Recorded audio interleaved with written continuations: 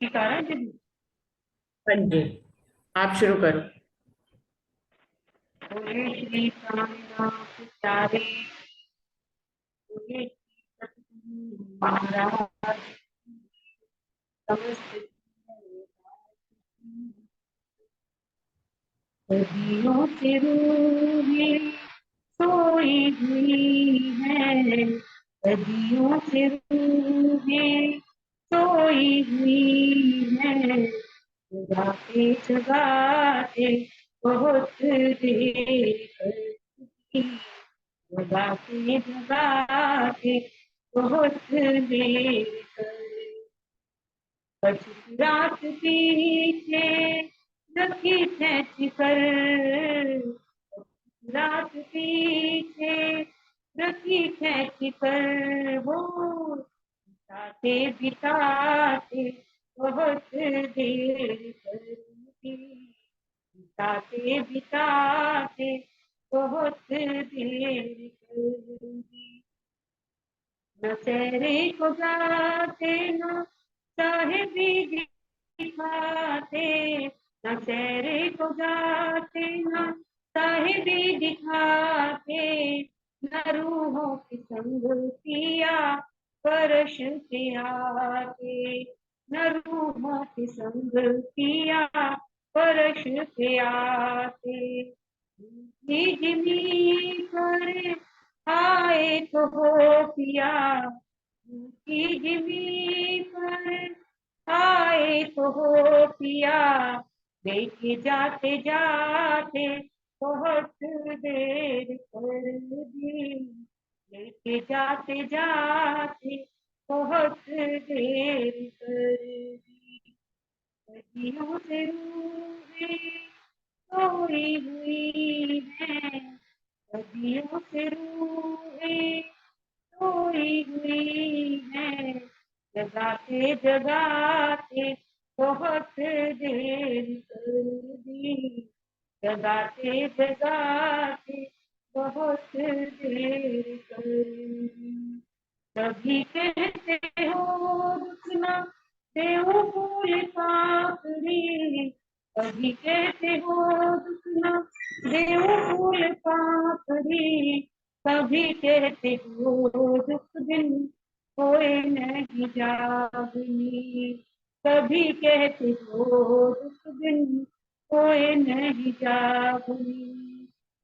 लारे तुम्हारा महंगा पड़ा है, लारे तुम्हारा महंगा पड़ा है, लड़ाते लड़ाते बहुत देर कर दी, लड़ाते लड़ाते बहुत देर कर।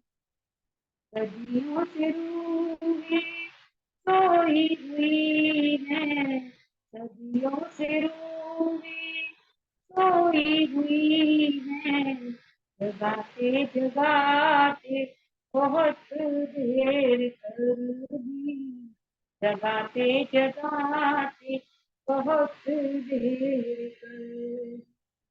चरणों में बैठी है रूहें तुम्हारी, चरणों में बैठी है रूहें तुम्हारी, दिल समझूता दिल की उतारी, दिल समझूता दिल की उतारी।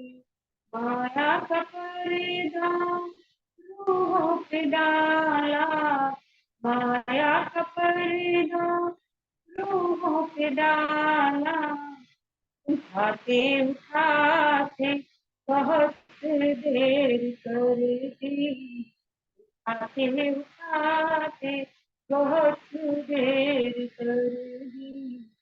सदियों से रूहें सोई हुई है, सदियों से रूहें सोई हुई है, जगाते जगाते बहुत देर कर दी, जगाते जगाते बहुत देर कर दी।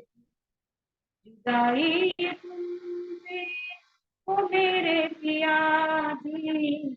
जाइए तुमसे ओ मेरे पिया जी, अब हम रूह से कहीं नहीं जाती, अब हम रूह से कहीं नहीं जाती।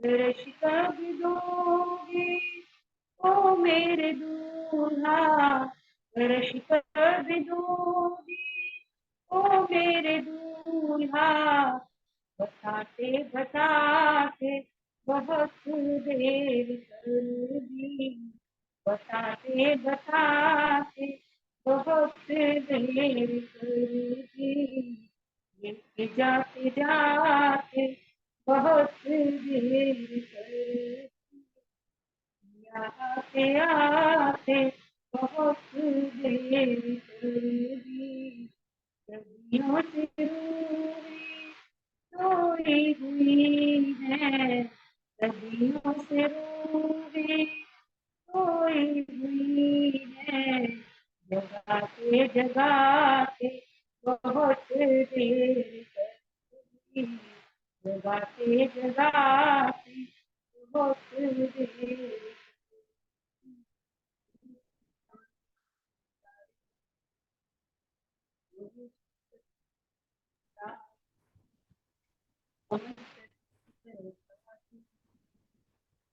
राम जी सभी। प्रणाम जी, धन्यवाद जी, धन्यवाद वर्षा।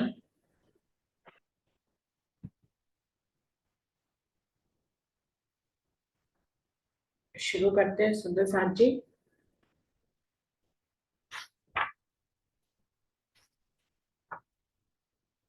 सभी सुंदर साथ जी को प्रेम प्रणाम जी।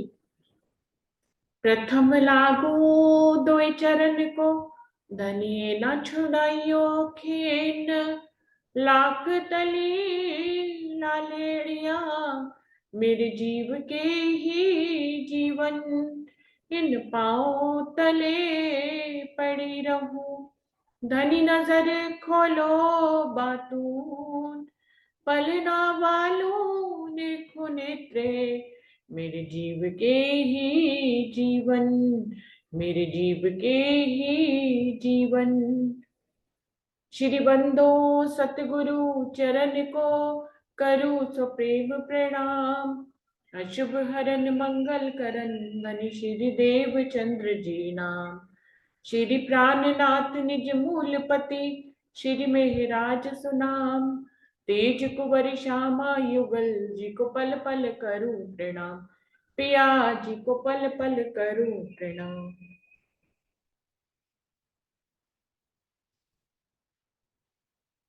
सुंदर साथ जी, खिलवत वाणी का 11वां प्रकरण चल रहा है, हक रूहों की खिलवत।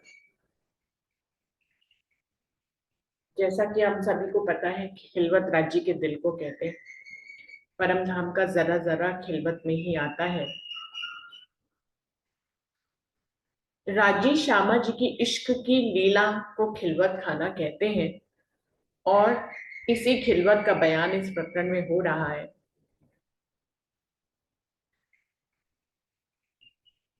60 चौपाई तक हो गया था, अभी आगे बढ़ते हैं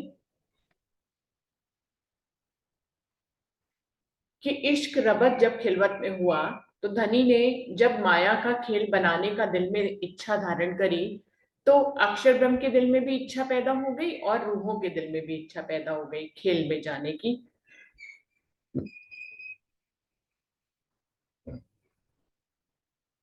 धनी ने जाने से पहले ही रूहों को आगाह कर दिया पहले से, कि वहां जाकर तुम अलग अलग फिरकों में, अलग अलग मजहबों में, अलग अलग जातियों में, जहां पे अलग वेशभूषा होगी, अलग जो है बोली होगी, ऐसी जगह पे तुम लोग अलग अलग हो जाओगी, एक दूसरे को पहचान भी नहीं पाओगी। तो इसके लिए रूहों ने इंतजाम किया, अपने आपस में मसलहत करी कि अगर तू भूले तो मैं तुझे जगा दूंगी, मैं भूलू तू मुझे जगा देना। आज हम गलवैया बांधकर चिपक चिपक कर बैठ जाते हैं, जिससे कि हम आपस में एक दूसरे से जुदा ना हो पाए। लेकिन रूहों को वहां पर ज्ञान नहीं था कि धनी ने कहा कि जुदा हो जाएंगे, तो इसका मतलब है कि जुदा हो जाएंगे। इस खेल में हम आ तो गए, लेकिन हम कोई भी एक दूसरे को पहचान नहीं पा रहे हैं। तो धनी ने फिर हम सबको खुद ही पहचान दी, धनी के हुक्म से ही सब कुछ होता है। इस खेल में भी धनी हमें लाए, परम धाम से फरामोश कर दिया, हमें इस खेल में ले आए। इस खेल में आने के बाद अब हमें जो जगा रहे हैं, हम भूल गए, हमें बुलाया भी धनी ने, फिर हमें तारतम वाणी लाकर जगाया भी धनी ने। तो अब हमें जगाने का जो कार्य है वो धनी के हुक्म के माध्यम से चल रहा है और अभी तक चल रहा है। धनी हमें काफी वर्षों से जगा रहे हैं, हमने जाने कितने ही तन बदले हैं, कितनी ही योनियां बदली हो, क्या पता, कुछ भी किसी को याद तो नहीं है।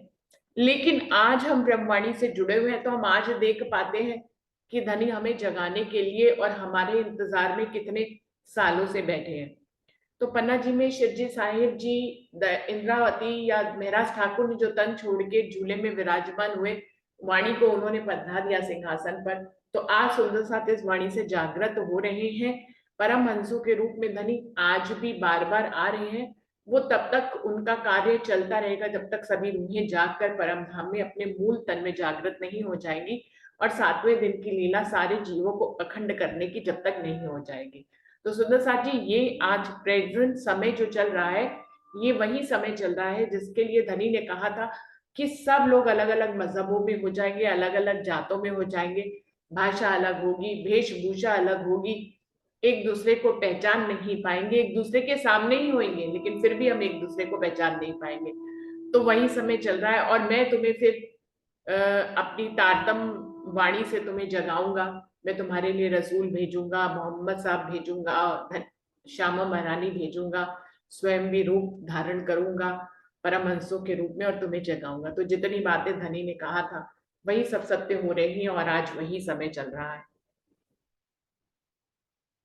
ढूंढ ढूंढ सब जुदे परे, हक ना पाया किन, अव्वल बीच और आखिर लो, किन पाया ना बका वतन। इस कालमाया के ब्रह्मांड में कई तरह की जातियां चल रही हैं, कई फिरके मजहब चल रहे हैं, सब अलग अलग ढंग से उस एक परमात्मा को ढूंढ रहे हैं, लेकिन किसी को भी वो हक नहीं मिला है। शुरू से लेकर आज तक किसी ने भी अखंड परम धाम के बारे में जाना नहीं है। रस्में सबो जुदी लई, माहो माए कई लरत, आप बड़े सब कहा वही, पानी पत्थर आग पूजत। वो कह रहे हैं इस दुनिया का क्या हाल है जिसमें रूहें आई हैं, इस जातों का क्या हाल है जिसमें रूहों ने भेष धारण किया है, मानव तन धारण किया है। कि सभी जातियों की रस्में जो है वो सब अलग अलग है, रस्मों सबो जुदी लई, सब हर धर्म संप्रदाय की अपनी रस्में हैं, अपने नियम हैं, अपने वो उनके ढंग हैं जीवन जीने के और परमात्मा की भक्ति करने के अपने अपने ढंग हैं जिसको वो अपनाते हैं। माओ माए कई लड़त, लेकिन फिर भी वो जब सबके अपने धर्म संप्रदाय हैं तो किसी को किसी से लड़ना नहीं चाहिए, लेकिन सभी एक दूसरे के ऊपर आक्षेप कर रहे हैं, सभी एक दूसरे से लड़ रहे हैं सुंदर साथ जी। तो यही हो रहा, माहो माहे कई लड़त, सब जो है धर्म संप्रदाय वाले खुद को बड़ा कहते हैं और दूसरे को छोटा धर्म कहकर जो है लड़ाई करते हैं। आप बड़े सब कहा भाई, हर कोई कहता है कि हम ही बड़े हैं, ऊंचे हैं, हम ही यहाँ पहुंचे हुए हैं, तुम्हारी पहुंच वहां तक नहीं है। पानी पत्थर आग पूछत, लेकिन उनके बड़े होने के भाव को यदि समझे, आप बड़े सब कहा भी, सब बड़े तो कहलाते हैं लेकिन उनके बड़े कहने पे यदि रहस्य को समझे तो वो भी पानी पत्थर आग ही पूजा कर रहे हैं। तो कौन सा आगे निकल गए? बड़े कहलाने का मतलब है कि आपके पास कहीं आगे की खबर हो, कहीं आगे की खबर आपके पास है नहीं। आप अपने आप को बुजुर्ग कह रहे हैं, लड़ाई भी कर रहे हैं छोटे स्तर पर आकर, और पानी पत्थर आग ही पूजा कर रहे हैं, कहीं अग्नि की पूजा कर रहे हैं, कहीं जल की पूजा कर रहे हैं, कहीं अपने ही हाथों से मूर्तियां बनाकर उनकी पूजा कर रहे हैं। तो मिट्टी की तो पूजा कर रहे हैं। मिट्टी में ये पूरा संसार किससे बना है? मिट्टी से बना है। मिट्टी में क्या है? ये 5 तत्व ही तो है। तो अगर सूरज की पूजा कर रहे हैं, अग्नि की पूजा कर रहे हैं, स्वाहा स्वाहा करके जो यज्ञ कर रहे हैं, अग्नि की पूजा कर रहे हैं, तो किसकी पूजा कर रहे हैं? मिट्टी की पूजा कर रहे हैं।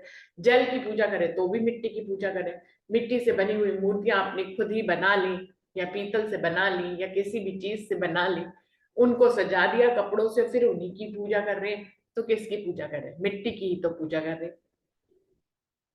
तो पानी पत्थर आग पूजक अपने आप को बड़ा कहलाते भी हैं, लेकिन कहीं आगे की सुध नहीं है, काल माया के ब्रह्मांड से आगे कहीं गए नहीं है, पानी पत्थर आगे की पूजा कर रहे हैं, एक दूसरे से लड़ रहे हैं, दूसरे को छोटा दिखा रहे हैं, खुद को बड़ा दिखा रहे, फिर भी कह रहे हैं कि हम ही बुजुर्ग है, हम ही आगे गए हुए हैं। ये ऐसा खेल अंधेर का, सब कहें हम बुजुर्ग, पर हक सुध काहू में नहीं, छूटी ना सुबह सक। ये ऐसा खेल अंधेर का, ऐसा अंधेर भरा खेल धनी ने अपने हुक्म से बनाया है। सब कहें हम बुजुर्ग कि इस खेल में हर कोई यही कहता है कि हम ही बड़े हैं, हम ही बुजुर्ग हैं। सुंदर साथ जी परम धाम में क्या हुआ था, वहां पे भी तो धनी ने कहा मैं आशिक हूँ, इसी बात को दोहराने लगी श्यामा जी, इसी बात को दोहराने लगी सखिया कि हम आशिक हैं, हम आशिक हैं, हम इश्क का स्वरूप है, हम इश्क का स्वरूप है। वहां पे भी सब अपने आप को बुजुर्ग कह रहे थे। तो धनी ने ये खेल बना दिया। अब ये खेल क्योंकि धनी से ही बना है, तो यहाँ पे भी सब क्या कर रहे हैं, सब अपने आप को बुजुर्ग कह रहे हैं। धर्म संप्रदायों की तो बात छोड़िए, रूहें आपस में भी जो जूम की मीटिंग करती है उसमें भी हर कोई क्या समझता है कि हम ही सबसे ज्यादा समझदार है। बहुत कम रूहें होती हैं जो कहती हैं, जो दिल से स्वीकार करती है कि अभी हमारी मंजिल बाकी है, अभी हमें और आगे बढ़ना है। वरना हर कोई जो है अपने आप को बुजुर्ग कह रहा है। ये एक ऐसी बात है इस संसार में जो चलती ही आई है वर्षों से, कि हर कोई अपने आप को सही मानता है, अपने आप को ही बुजुर्ग मानता है। अभी परिवार के दो सदस्यों को ले लीजिए, दो भाइयों को ले लीजिए, दो भाभियों को ले लीजिए, दो बहनों को ले लीजिए, हर किसी का एक ही कहानी है। हर कोई अपने आप को ही सही और अपने आप को बुजुर्ग कहता है। तो ये परंपरा तो चलती चली जा रही है कि हर कोई अपने आप को बुजुर्ग कहता है और अपने आप को ही सही कहता है। बहुत कम लोगों की धनी अपने हुक्म से ऐसी आंखें खोलते हैं कि वो जान पाए कि हम भी गलत हो सकते हैं। उनके सामने हम वहां गलत थे, तो हम अपने दिलों को टटोले, हर कोई अपने आप को जो है बुजुर्ग कह रहा है और अपने आप को सही कह रहा है। और सबसे बड़ी बात है कि हम पल भर में धनी के ज्ञान से कभी निमाड़े हो भी जाते हैं, झुक भी जाते हैं और हम ये स्वीकार भी कर लेते हैं कि हमें ये नहीं पता, हमें वो नहीं पता, भाई सामने वाला बुजुर्ग है वो सही है, हमें तो ये भी नहीं पता, इसलिए शायद हम गलत है। तो ये झुकने का भाव भी उसके अंदर होता है ना सुंदर साथ जी। तो अगर गहराई में जाकर इसका पता लगाए तो इसके पीछे भी एक अहंकार शुरू होता है कि चलो हम ही झुक जाते हैं। तो हम ही झुक जाते हैं, इसमें भी एक वो बुजुर्गी ओढ़कर ही झुकते हैं। तो ये बुजुर्गी की जो फितरत है, बुजुर्गी की जो आदत है, इस ब्रह्मांड में हमेशा से चली आ रही है, हमेशा से ही रह रही है, आज भी है। तो कल जो टॉपिक पे हम लोग बात कर रहे थे कि कैसे धनी के प्रेम में हमेशा ही जो है हम अपने पूरा दिन जो है उन्हीं के प्रेम में लगा पाए। तो सुंदर साथ जी उपाय तो बहुत सारे हो गए, सबने बता भी दिए, लेकिन उपायों को करने से पहले हमें अहंकार को त्यागना होगा, समर्पण में आना होगा, तभी वो उपाय कारगर हो सकते हैं। इन उपायों को करना शुरू कर दिया, लेकिन अभी अहंकार अपनी जगह बना हुआ है, अपना समर्पण है नहीं, विश्वास है नहीं, तो कोई उपाय भी काम नहीं करेंगे। तो सुंदर साथ जी उपायों के साथ साथ जो है प्रेम आना जरूरी है, समर्पण होना जरूरी है, अहंकार का पिघल जाना जरूरी है। तो ये सब कुछ, वाणी का मधुर होना जरूरी है, ये सारी चीजें हैं। हमारा दिल जो है एकदम प्रेम से ओतप्रोत हो जाए, ज्ञान का होना भी जरूरी है, निशंक होना जरूरी है। तो ये तो सब उसके पहले की शर्तें हैं जो वाणी में ब्रह्म सृष्टियों के लक्षण लिखे हैं। हर पल हर पल धनी में बिताने के लिए हमें जो है इन बेसिक जो बातें हैं, जो ब्रह्म सृष्टियों के लक्षण हैं, उनसे गुजरना ही होगा सुंदर साथ जी। उनसे गुजरेंगे तभी हम जो है प्रेम की मंजिल तक पहुंच पाएंगे, और तभी हम जितने भी उपाय करेंगे वो सब कारगर हो जाएंगे। नहीं तो हम सब हताश होएंगे, क्योंकि प्रेम नहीं है, समर्पण नहीं है, अहंकार अभी गया नहीं है, विश्वास अभी पूरा आया नहीं है, संशय अभी बना हुआ है। तो सुंदर साथ जी ऐसी स्थिति में कितने भी उपाय कर लेंगे, वो उपाय कारगर नहीं होंगे और फिर हम परेशान होंगे कि उपाय कि बातें तो बहुत हुई लेकिन उन उपायों को करने पे कुछ भी निष्कर्ष निकलता नहीं है। तो निष्कर्ष निकलेगा भी नहीं जब तक प्रेम नहीं आएगा, समर्पण नहीं आएगा, अहंकार खत्म नहीं होगा और हम निशंक नहीं होंगे। विश्वास कोई डोरी पकड़कर जब तक चलेंगे नहीं तब तक कुछ भी होगा नहीं। तो आप बड़े सब कहा भाई, ये तासीर जो है बहुत पुरानी है, परम धाम से चलती चली आ रही है कि हम ही बड़े हैं, इश्क हमारा बड़ा है, हम ही आशिक है। परम धाम में भी यही रबत था, इस खेल में भी यही रबत है कि हम ही बड़े हैं और हम ही सही है। ज्ञान अभी तो उस परम धाम में तो ज्ञान नहीं था, तो ऐसा कहा तो ज्ञान का ब्रह्मांड ब्रह्मांड बना दिया गया। अभी तो हम ज्ञान के ब्रह्मांड में है, फिर भी हम अपने आप को सही समझते हैं। हम जो है अपने आप को बुजुर्ग समझते हैं। ज्ञान के ब्रह्मांड में भी अभी तो ज्ञान का ब्रह्मांड में है ना, तो ज्ञान के ब्रह्मांड में तो ज्ञान हो जाना चाहिए ना कि कोई भी, ये द्वैत का संसार है, कोई भी आगे निकल सकता है, कोई भी पीछे रह सकता है। परम धाम की नजर से कोई आगे पीछे नहीं है, लेकिन करनी की नजर से, कसनी की नजर से आगे पीछे हो सकते हैं। सुंदर साथ जी, किसी की कसनी बड़ी स्ट्रांग हो सकती है, किसी की कसनी बहुत वीक हो सकती है। कोई बोलने में बहुत होशियार हो सकता है, कोई सुनने में होशियार हो सकता है, कोई भजन गाने में, कोई कीर्तन गाने में होशियार हो सकता है। अब एक ही व्यक्ति सब काम तो नहीं कर सकता, तो धनी ने सबके साथ अलग अलग लीलाएं कर रहे हैं। वो हर एक को एक अलग रोल प्ले दे रखा है। तो कोई भजन गाता है, कोई कीर्तन गाता है, कोई वाणी सुनाता है, कोई वाणी सुनता है। तो इस तरह से अलग अलग रोल दे रखे हैं। सभी अपने आप में देखा जाए तो बुजुर्ग है, लेकिन सभी निमाणे भी हैं, एक से बढ़कर एक। सबको एक दूसरे को देखना आना चाहिए। धनी की नियामतें हैं, सिर्फ खुद ही को ही नहीं देखना है, दूसरों को भी देखना है। तो इसके लिए एक कहानी भी सुनाई थी कि हम हमेशा दूसरों के अवगुण और अपने गुण क्यों देखते हैं। क्योंकि जो कतार होती है ना लगी हुई, तो जो ज्यादा भारी चीज होती है वो पीठ पे लाद ली जाती है और जो हल्की चीज होती है वो आगे पकड़ ली जाती है। तो न्याय के दरबार में जब कतार लगी हुई थी, सबका हिसाब किताब हो रहा था कि किसने कितने गुण किए, कितनी अच्छाइयां की, कितनी बुराइयां की। तो हर किसी का जो है अवगुणों का झोला, बैग जो है भारी था, तो उसने उसको पीठ पे डाल रखा था। और गुणों की पोटली बड़ी छोटी थी, तो उसने आगे रख रखी थी। और इस ऐसे कतार लगी हुई थी, तो हर कतार में जो हर एक व्यक्ति के पीछे वाला व्यक्ति था, उसको अपने गुण और दूसरे के अवगुणों की थैली नजर आ रही थी। क्योंकि बैग पीछे, अपने पीछे हमने भारी वाले बैग को रख रखा था ना अवगुणों वाला, अब हमने तो अपने अवगुणों वाला बैग पीछे रखा, लेकिन हमारे जो पीछे है व्यक्ति, उसको हमारे अवगुण वाले दिख रहे हैं और अपनी पोटली जो उसकी छोटी है वो उसने आगे पकड़ रखी, तो उसको अपने गुण और सामने वाले के अवगुण दिख रहे हैं। और हमने अपने गुणों की पोटली आगे रखी और अपने अवगुणों की पोटली पीछे रखी, तो हमें भी अपने गुण दिख रहे, अपने अवगुण हमने पीठ पे लाद लिए, हमें दिखाई नहीं दे रहे। तो ये कहानी बड़ी ही सुंदर है और ये इशारा करती है कि इस ब्रह्मांड में सबका हाल एक ही जैसा है कि सब दूसरों के अवगुण देखते हैं और अपने गुण देखते हैं। तो आप बड़े सब कहा भाई, पानी पत्थर आग पूजत। बड़े बड़े तो खुद को कहला रहे, लेकिन अगर निष्कर्ष पे पहुंचे तो सब आग पानी पत्थर की पूजा कर रहे। ये ऐसा खेल अंधेर का, सब कहे हम मुजरत, पर हक सुध काहू में नहीं, छूटी न सुबह सत। तो इस तरह का ये अंधेरा भरा हुआ खेल है।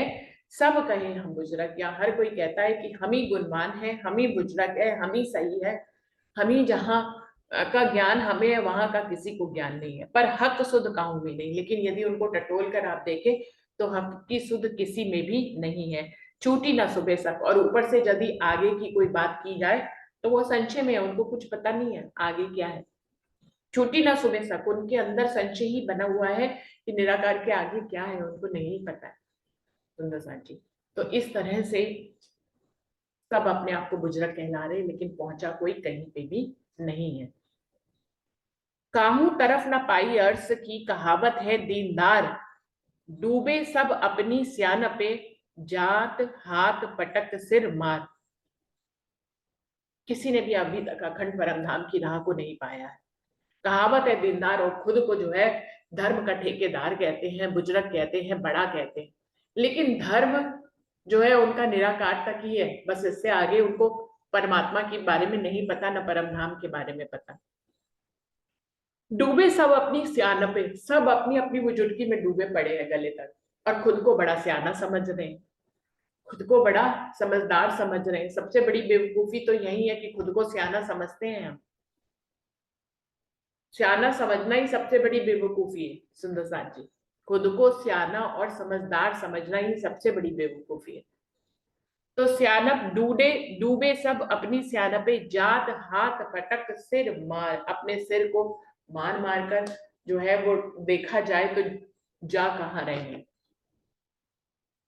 अपनी सियानप में वो कहाँ जा रहे हैं, डूबे जा रहे हैं, डूबे जा रहे हैं, अपनी बुजुर्गी में डूब डूब कर अपना ही सत्यानाश किए जा रहे हैं। इन्हीं को ही हाथ पटकना पड़ेगा कायमी के समय पे।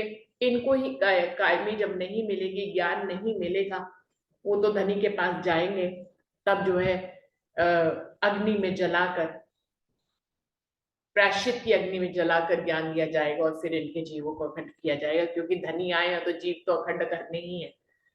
तो जात हाथ पटक सिर मार, इस तरह से अपनी सियानप में, अपनी बुजुर्गी में खुद ही डूब डूब कर अपना सत्यानाश किए जा रहे हैं। ऐसे में आए रसूल हाथ लिए फुरमान, फैलाया नूर आलम में वास्ते मोमिनो पहचान। ऐसी दुनिया के बीच में धनी ने रसूल साहब को भेजा, अपना फुरमान लेकर भेजा कि रूहें जो है कहीं भूल ना जाए, वो भी कहीं इन्हीं में मिक्स ना हो जाए, वो भी ऐसे ही बुजुर्गी धारण ना कर ले। तो उनको ज्ञान देने के लिए कि कहीं मोमिन भटक ना जाए, उनको पहचान देने के लिए रसूल साहब को धनी ने यहाँ पर अपना कुरान लेकर भेजा, जिसमें परम नाम की सभी साक्षियां हैं।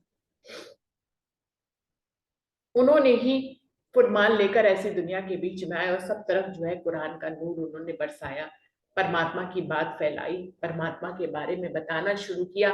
वहां तक जाकर वो आए शबे मेराज में, उन्होंने जो है धनी का दर्शन किया और आकर बताया कि मैं उनसे मिलके आया हूँ। उनके ऐसे घुंघराले बाल हैं, ऐसा सुंदर उनका नूरी रूप है, और ऐसे वो परम धाम में रहते हैं जहां पर यमुना जी बहती हैं, जहां पर हौज कौसर ताल है। इस तरह से सब इशारे मोहम्मद साहब ने किए, और रूहों को पहचान देने के लिए उन्होंने कुरान में पहले से ही आगे की बातें भी लिखी कि 11वीं सदी में क्या होने वाला है। स्वयं इमाम मेहदी आखिर जमा इमाम मेहदी अक्षरातीत पूर्ण पारब्रह्म आएंगे अपनी रूहों के साथ। श्यामा महारानी भी इस धरती पे उतरेंगी और किस तरह से वो परम धाम के संदेशे को यहाँ पर फैलाएंगे। आगू आए खबर दई आखिर आवेगा साहेब, रू अल्लाह इमाम उम्मत होसी नाजी मजहब। आगू आए खबर दी, उन्होंने इतने वर्ष पहले ही, 1100 वर्ष पहले ही आकर इस बात की खबर दे दी कि आखिर आवेगा साहेब, वो जो साहेब है, वो जो परमात्मा है, वो 11वीं सदी में जो है इस दुनिया में प्रकट होएगा। रुअल्ला इमाम उम्मत, उस समय श्यामा महारानी आएंगी, उनकी उम्मत रूहों की यहाँ पर आएगी। खुद इमाम अक्षराती पूर्ण पारब्रह्म आखिर जमा इमाम मेहदी जो है वो इंद्रावती के तन में यहाँ पर विराजमान होंगे। होसी नाजी मजहब, और उस समय सभी नारी फिरके और ये नाजी फिरका अलग ही दिखाई देगा। पुकार करी सबन में कया आवेगा सुभान, हिसाब ले भिस्त देसी ठौर हक बका पहचान। उन्होंने आकर इस आलम में पुकार करी और कहा कि कया आएगा सुभान। उन्होंने एक एक को बताया कि जिस खुदा से मैं मिलके आया हूं वो खुदा इस दुनिया में, धरती में 11वीं सदी में आएगा। हिसाब ले बिस्त देसी, और वही इस ब्रह्मांड को अखंड करेगा, अपनी रूहों को जगाएगा, इस पूरे ब्रह्मांड को अपने बारे में बताएगा। वो ज्ञान लेकर आएगा, कुंजी लेकर आएगा, और वो सबको जगाएगा, वो सबको बताएगा अपने बारे में, अपने धाम के बारे में, अपनी प्रेम की लीला के बारे में बताएगा, वो योग माया के ब्रह्मांड के बारे में बताएगा, वो अक्षर की लीला के बारे में अपना ज्ञान फैलाएंगे। और फिर सब इस दुनिया का हिसाब लेंगे, सबको ज्ञान देंगे, सबको तारतम सबको, पूरे ब्रह्मांड को असराफील के माध्यम से मिल जाएगा, तो सबको ज्ञान देंगे।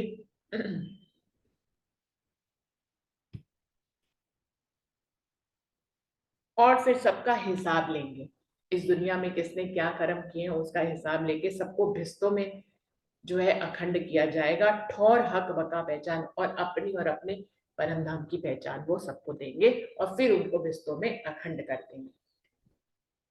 ऐसा खेल पैदा हुआ और सोई आए मोमिन, सोई खेल देखे पीछे भूल गए आप वतन। तो धनी ने ये बातें तो पहले परम धाम में ही कह दी थी कि तुम भूल जाओगी तो मैं रसूल साहब को भेजूंगा, तुम भूलोगी तो मैं अपनी श्यामा महारानी को भेजूंगा, तो इस तरह से वो तुम्हें जगाएंगे। धनी ने जो कुछ भी कहा था वो सब घटित हो रहा है यहाँ पे सुंदर साथ जी। ऐसा खेल पैदा हुआ, धनी ने अपने हुक्म से ऐसा खेल पैदा कर दिया, और सोई आए मोमिन, और वही परम नाम के मोमिनों को यहाँ पर उतारा है नजरों से। सोई खेल देखे पीछे भूल गए आप वतन, और वही जो धनी ने कहा था वो हो गया। इस खेल को देखते ही हम माया में फंस गए और धनी को भूल गए। भूल गए आप वतन, जिस घर में रहते थे, जिस घर से अलग हो नहीं सकते थे, अभी भी अलग नहीं है, उसी घर को हम भूल गए। हम तो नहीं भूल सकते थे, वो तो धनी ने हमें भुला दिया तो हम भूल गए। लेकिन धनी ने भुला दिया तो हम भूल गए, अब धनी जगा भी तो रहे हैं। लेकिन माया का प्रभाव इतना इतना जबरदस्त है सुंदर साथ जी, हम जान जान कर भी भूल जाते हैं। वाणी मंथन करके भी हम भूल जाते हैं, तभी तो माया में लिप्त हो जाते हैं। जैसे ही वाणी अंतर खत्म होता माया में लिप्त हो जाते। तो धनी जगा तो रहे हैं, लेकिन जगाने के साथ साथ माया भी हमारे पीछे पड़ी हुई है। इस माया में हम गले तक डूबे हुए हैं, किसी तरह से हाथ पैर मार के धनी हमें जगाते हैं, लेकिन हम फिर भूल जाते हैं। सोई खेल देखे पीछे भूल गए आप वतन, हम अपना घर भी भूल गए, और भूले खसम को गए खेल में रल, कोई सुध बका की ना दे वही जो कायम अर्श असल। और भूले खसम को, और हम अपने प्रियतम को भी यहाँ पर आकर भूल गए। खेल में इस तरह से रल मिल गए कि हम अपने ही प्रीतम को भूल गए। सोई सुध बका, कोई सुध बका की ना देवई जो कायम अर्श असल। और ऐसी दुनिया में कोई भी अखंड परम नाम की खबर नहीं दे रहा है, किसी को भी अखंड परम धाम का ज्ञान नहीं है जो हम जागृत हो सके। वो तो तारतम वाणी आई है, धनी हमें इससे जोड़े रख रहे हैं, तो हम परम धाम के बारे में जानते हैं। तो धनी की इस मेहर को हमें सदैव गाते रहने चाहिए, अपने दिल में इसका आभार रखे रहना चाहिए कि हे धनी, आपने हमें अपने चरणों में लिया, हमें हरी बड़ी मेहर है आपकी धनी, कि आपने हमें अखंड परम धाम की पहचान कराई, अपनी पहचान कराई, परम धाम की पहचान कराई। आज आप हमें चितवनी के माध्यम से वहां विचरण करा रहे, कि धनी की मेहर नहीं तो और क्या है। ठीक है, आते समय इश्क आएगा। अभी जो इलम से भी हम भ्रमण कर रहे हैं, इलम से भी जो कुछ भी जान रहे हैं, इलम के संसार में ही तो ना है, तो इलम से जुदा कैसे हो जाएंगे। हम पता क्या सोच रहे हैं, हम जब परम धाम में थे तो ज्ञान में आना चाहते थे, क्योंकि इश्क के स्वरूप थे। आज जब हम इश्क इलम के स्वरूप है तो हम इश्क में जाना चाहते हैं। तो यही बात है कि संतुष्टि कैसे होगी। आज हम इलम के स्वरूप बने हुए हैं, प्रेम के स्वरूप तो हम परम धाम में थे ही थे, इश्क के स्वरूप तो थे ही थे। उससे जुदा होंगे कि थोड़ी दूरी हुई इश्क से, तो ही हम इश्क को देखेंगे। तो हमें ज्ञान के सागर में धनी लिया, ज्ञान के सागर में हम भी ज्ञान में ही बन गए। अब हम ज्ञान के स्वरूप बन गए हैं तो हम इश्क पे पहुंचना चाहते हैं, तो यहाँ पे जो इश्क आएगा वो ज्ञान में ही इश्क ही आएगा सुंदर साथी। परम नाम का नूरी इश्क में तो फिर जो है गरक हो जाने वाली स्थिति होती है। अभी धनी जो है लज्जत देना चाहते हैं इश्क की, तो गरक नहीं करेंगे। तो स्थिति हर बहू की अगर प्रेम की या इश्क की आती भी है तो वो ज्ञान में ही, प्रेम में ही रूह पहुंचेगी।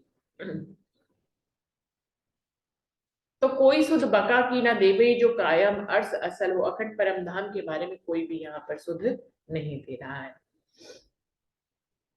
बैठे ख्वाब जिमी में और दिल पर शैतान बादशाह, असल नस्ल आदम हवाई जो मारे खुदाई रहा।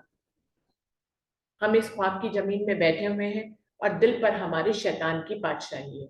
शैतान हमारे दिल पर राज्य करता है मन के रूप में, हमारा मन हमें भटकाता है। हमारा मन क्या है, इब्लीस है, शैतान है। और मन कोई पार्ट नहीं है हमारी बॉडी का, ये एक हमारे जीव का एक हिस्सा है। मन चित्त बुद्धि अहंकार जो है, इसमें जितने भी चीजें हैं वो सबको हम महसूस करते हैं, वो कोई पार्ट नहीं है। मन भी एक बॉडी पार्ट नहीं है, चित्त भी एक बॉडी पार्ट नहीं, हार्ट एक बॉडी पार्ट है लेकिन चित्त एक बॉडी पार्ट नहीं है। बुद्धि भी जो है वो एक पावर है, एक शक्ति है, दिमाग नहीं है, दिमाग को छुआ जा सकता है, बुद्धि को नहीं। अहंकार जो है वो भी एक पावर ही है कहना चाहिए, एक फीलिंग है, उसमें भी कोई पार्ट नहीं है कि वहां पे अहंकार आता है। अहंकार हमारे मन में ही आता है। तो बैठे ख्वाब जिमी में और दिल पर शैतान पातशाह, हमारे दिल पर जो है शैतान की पातशाही है, वही राज्य कर रहा है। नस्ल आदम हवाई जो मारे खुदाई रहा। ये इब्लीस कौन है? ये इब्लीस ने ही आदम और हवा को जो है भिस्त से निकलवाया था। ये इब्लीस शैतानी बहुत पहले से कर रहा है। तो नस्ल आदम हवाई, ये जो है आदम की ही नस्ल है। और मारे खुदाई रहा, ये खुदा की राह पर चलने नहीं देता है आदम को। ये आदम का दुश्मन है शुरू से ही। इब्लीस जो है आदम का दुश्मन है। क्योंकि इसी आदम के सुंदर साथ जी वो किस्सा हमें याद कर लेना चाहिए कि खुदा ने जो है अजाजील को एक पुतला बनाने के लिए कहा। अजाजील ने जब वो पुतला बना दिया तो रूह ने, खुदा ने उसमें अपनी रूह फूंक दी और सबको उस पर सिजदा करने के लिए कहा। सबने तो सिजदा कर दिया, लेकिन अजाजील ने सिजदा नहीं किया। उनको लगा हम ही ने तो बनाया, ये तो मेरा बनाया पुतला, इस पे हम क्यों सिजदा करें। तो वो सिजदा, उसने ये तो देखा कि इसको मैंने बनाया है, मेरा बनाया हुआ पुतला, लेकिन उसमें खुदा ने अपनी रूह फूकी थी, इस बात को वो नहीं देख पाया अपनी जो है जाहिरी नजर से, जिसके कारण से बातूनी नजर उसके पास है नहीं, जिसके कारण से वो जो है गुनाहगार हुआ और उसको बिस्तर से निकाल दिया गया। अब जब अजाजिल को बिस्तर से निकाल दिया गया तो आदम उसका दुश्मन हो गया कि इसके कारण ही मैं जो है बिस्तर से निकला, अखंड योग माया से मैं बाहर आकर काल माया के ब्रह्मांड में आ गया। तो वहां बड़ी ठाटवाट से रहता था। तो आदम और हवा तो वहीं थे बिस्त में। फिर अबलीस ने जो है चालाकी कर कर उनको फल खिलाकर आदम और हवा को भी, जो उसके दुश्मन थे, उनको भी कालमाया के ब्रह्मांड में लिया, उनको भी बिस्तर से निकाल दिया। तो शुरू से ही जो है अबलीस जो अजाजील है वो मन बनकर हमारे दिल पर विद्यमान रहता है और खुदा की तरफ की हमारी राह को जो है वो चलने नहीं देता। इस तरह से वो आदम का दुश्मन बना हुआ है। मोमिन आए इन नस्ल में जित हक न सुन्या कान, तिन जेमी क्यों पावे मोमिन काया मर्स सुभान। परमधाम के मोमिन भी जो है वो ऐसी नस्ल, ऐसे मानव तन के अंदर ही उनकी नजर को भेजा गया है। तो मोमिन आए इन नस्ल में, कौन सी नस्ल में? मानव की नस्ल में आए। जित हक न सुन्या कान, ऐसे आदम की दुनिया में आ गए जहां पर हक का नाम ही नहीं सुना गया। तिन जिमी क्यों पावे मोमिन, ऐसी भूमि पर आकर, ऐसी नस्ल में आकर पढ़ा परमधाम के मोमिन अखंड परमधाम और राज्य की पहचान कैसे करें। तिन जिमी क्यों पावे मोमिन कायम अर्श सुभान, अखंड परमधाम और राज्य की पहचान भला मोमिन ऐसी जमीन और ऐसी जाति में आकर, ऐसी नस्ल में आकर वो अक्षति पूर्ण पारब्रह्म की पहचान कैसे करे। तो इस तरह से जो है, जो धनी ने कहा था वो सब कुछ पूरा हो रहा है यहाँ पर। सुंदर साथ जी, मोमिन अलग अलग जातियों में आ गए, अलग अलग भेष धारण किए हैं, अलग अलग भाषा बोलते हैं और मानव की शक्ल में वो आ तो गए, लेकिन वो मानव के तन में आए अक्षरातीत को ही नहीं पहचान पा रहे, क्योंकि मन पर कौन बैठा है? इब्लीस बैठा है। अभी एक और पहले भी टॉपिक रखा था कि मन जो है वो जब छोड़ देते हैं ब्रह्मा जी तो पहचान नहीं कर पाते, और मन को बांध लेते हैं तो वो पहचान कर लेता है। दूध पानी का निवेदन, तो उसमें भी यही बात थी कि कैसे जो है मन हमारा जो है पहचान नहीं करने देता, और अगर हमारी आत्मा पहचान कर भी ले, हमारा जीव पहचान कर भी ले, मन बार बार उसको भटकाता है। अभी सर्दियों के दिन थे, अभी तो फिर गर्मी आ गई। सुबह उठने का चितवनी करके, चितवनी करना है, सुबह उठना है, फिर जूम मीटिंग है, इस तरह के भाव लेके ही रात में सोते हैं। सुबह उठते भी है तो यही भाव रहता है, लेकिन फिर भी जो है मन हमारा हमारे ऊपर हावी होता है, कहता है ठंड बहुत है, थोड़ी देर और सो लो, ठंड, नहाने की जरूरत नहीं है, ठंड बहुत है। तो इस तरह से हमारा मन छोटी छोटी बातों में हमें भटकाता रहता है। वो हर काम जिस वो हर छोटा सा काम जिससे